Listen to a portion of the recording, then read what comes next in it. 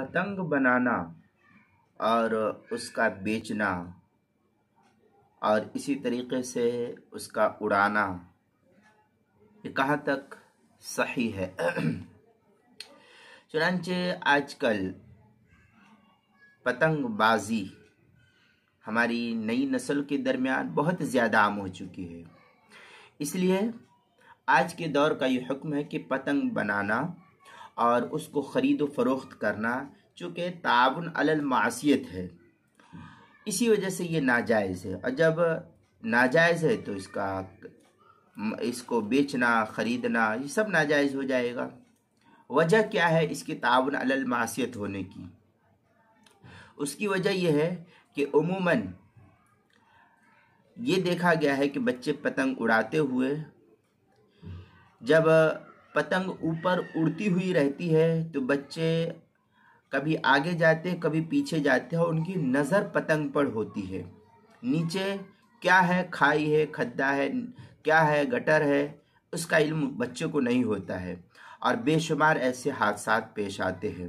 बच्चे छतों पर उड़ाते रहते हैं और छत खुली हुई होती है तो आगे पीछे करते करते बदध्यानी में बच्चा नीचे गिर जाता है, जिसकी वजह से ये एक तो इसके जो असबाब थे इसकी मासियत का वो ये था कि इसमें गफलत होती है।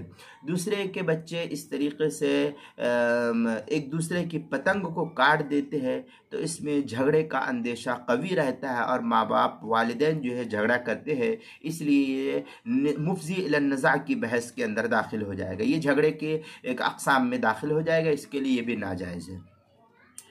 तीसरे ये कि इसमें गफलत होती है, नमाज वगैरह से बहुत ज़्यादा इसके अंदर गफलत होती है। पतंग उड़ाते उड़ाते जो है नमाज़ों का ध्यान नहीं रहता है और बेशुमार मौक़े ऐसे होते हैं कि बच्चा ट्यूशन वगैरह और स्कूल वगैरह, मदरसा या नमाज वगैरह तमाम चीज़ों से गाफिल हो जाता है और अपने खेल में मस्त हो जाता है, जिसकी वजह से ये नाजायज़ हो जाता है ताउन अलल मासियत की वजह से।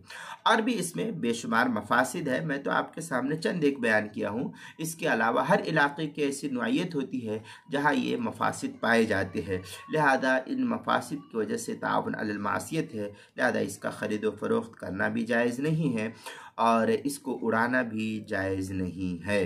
कुरान में है वला तावनु अलल बिर्रि वत्तक़वा वला तावनु अलल इस्मि वल उद्वान। ये सूरह माइदा की आयत है, आयत नंबर 3 पारा नंबर 6। इसकी थोड़ी सी तफसील जो है फतावा कासिमिया में भी नकल की है। वहाँ लिखा हुआ है कि पतंग बनाना और फ़रोख्त करना कैसा है। तो मुफ्ती साहब ने जवाब दिया पतंग बनाना और फ़रोख्त करना ताउन अलल मासियत की वजह से नाजायज़ है। फतावा कासिमिया उसकी 19वीं जिल्द सफ़ा 452 पर यह तफसील नकल की गई है।